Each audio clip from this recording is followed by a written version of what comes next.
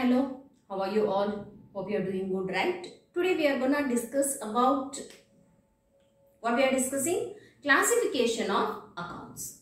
Okay, how do we classify the accounts that we are learning? Okay, classification of accounts. Accounts were actually divided in two ways. Okay, in traditional approach and in modern, or else this is also called English system and American system. Traditional system or modern system, or English system or American system.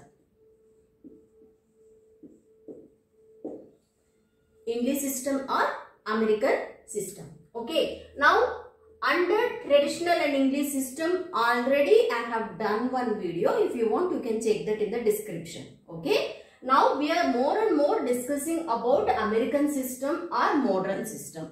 Why we are doing this one? Already we learned this one. No, this is easier one. This is also easier one only. According to the NCERT, you are having American system. Okay, according to the American system, they have done all the problem. So let us learn even this one also. If you already know, you can follow that rule. If you want to learn this one, you can follow this one. Okay. So according to the English system, without that I never go to the next step. Accounts were divided into three. One is personal account. Second one, real account. Third one, nominal account. Personal account, real account and nominal account. What is this? How do we know? Everything I have done in the other video. You can check it out. Now we are learning about American system. So under American system, accounts were divided into 5 types. What are those 5? One is liabilities. Next, assets, capital, expenses and revenue. Expenses, you can add even losses also. Expenses and losses. Revenue and income. Both you can write down. Okay, fine. Now accounts were divided. Take any transaction, any kind of transaction must fall under either of the 5 or any of the 5. Out of these 5 only, that account will be stayed. Okay. So you have to recognize under which account it comes, and then you have to apply the rule. Got it? Liabilities. What type of things are called as liabilities? What is the meaning of that? Already I have given you in the basic terms. If you want just one small glance, we'll have. Liabilities are the future obligations. You are gonna make the payment in the future. So example, what can you take? Loans, creditors, outstanding payments, pre-received incomes. Okay, all these things and bills payable, all those things will be coming under liabilities. Okay. Assets, future benefits to you. Okay. Example, there are number of examples are there. One I can't tell. Assets are there, buildings are there, machinery, cash, bills receivable, data. So many examples we have. Meaning is, what are the future benefits to you? Capital. Capital means the initial investment of the business is called as capital. Okay. At the same time, there are some transactions will be falling under capital. When we are doing the classification, that time we will discuss about that. Okay. Now, expenses. Whatever you have made the payments to get the benefits in the future for the business, those all called as expenses. If you want to know the examples, rent paid, wages paid, carries inwards, carries outwards will come, salaries will come, more what is commission paid, everything will come. Exactly opposite, if you have received something, that will be shown in the revenues. Okay, commission received, rent received, interest received. Okay, all kind of things will come. Example for expenses, there are so many, depreciation is there and stationery purchased will be, there are so many things were there.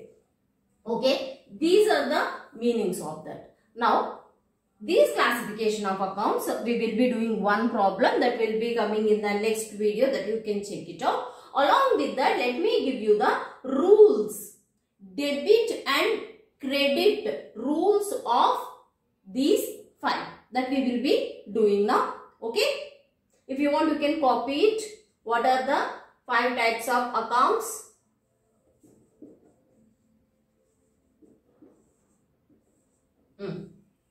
If you want, you can please copy it. Take the picture of that.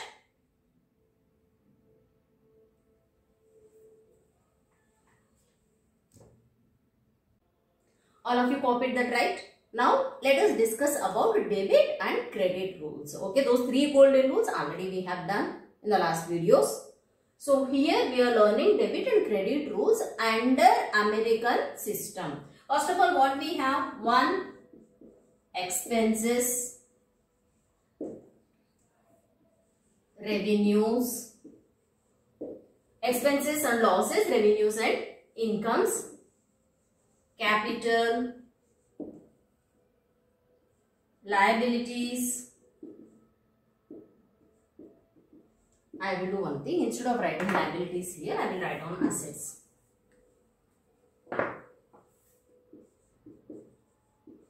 Asset and liabilities. Okay, these are the 5 we have, right? And we are having only 2, debit and credit. We are writing debit and credit rules for these 5. What is the rule for expense? If the expense is increasing because of the transaction, if the expense is increasing, value of the expenses are increasing because of the transaction, it will be debited. Okay, because of the transaction, if your expenses value is decreasing, then that will be credited. Okay, so now increase, debit, decrease, credit. Is that clear? Increase of the expense will be debited and decrease of the expense will be credited. You want any example? I have paid the salary. I have paid the salary. Whenever we pay the salaries, now you are paying. That means cash is going outside. Correct? We are making the payment of salary. So cash is going outside. So your expense is increasing. So the salaries will be debited. Clear? So in that way we will be taking that. Okay. Next, revenues. So all of you knows revenue in the sense you are receiving or you are paying. Any one of you tell me, please comment in the comment section. Okay. Expense means we are paying. Revenue means you are paying or receiving. Please mention that one. Okay, fine. Now we will discuss expenses means making the payment, cash is going out. Revenue means cash is coming inside. We are receiving. Okay, so how it will be coming? Exactly opposite to this. Isn't it? Exactly opposite to this. When cash is going out, you have debited. Isn't it? When you make the payment, you have debited. That's it. Okay. When you are receiving, you will be crediting that one. So, what we will write? Decrease, debit, increase, credit. See carefully how expenses and revenues are opposite to each other. Rule also exactly opposite it will go. Increase debit, here increase credit. Decrease credit, here decrease debit. Clear? Now, come to the asset. Come to the asset. Assets increase debit, decrease, credit. Okay, I purchased one furniture or I purchased one machinery. Because of that, what happened? Machinery is coming inside, right? So my machinery value is increasing, my asset value is increasing. So I have to increase that asset. Okay, so whenever it is increased, I will be debiting that one. So the asset name will be written in the debit side. Got it? If I sold that one, asset is going out. So your asset value is reducing. So I will be crediting that account. Got it? So assets rule is increase debit and decrease credit. Now I am writing for liabilities. In the same way it will come expenses opposite is revenue. Then assets opposite will be liabilities. Assets opposite will be liabilities. Now how do we write the formula or rule? How do we write down that?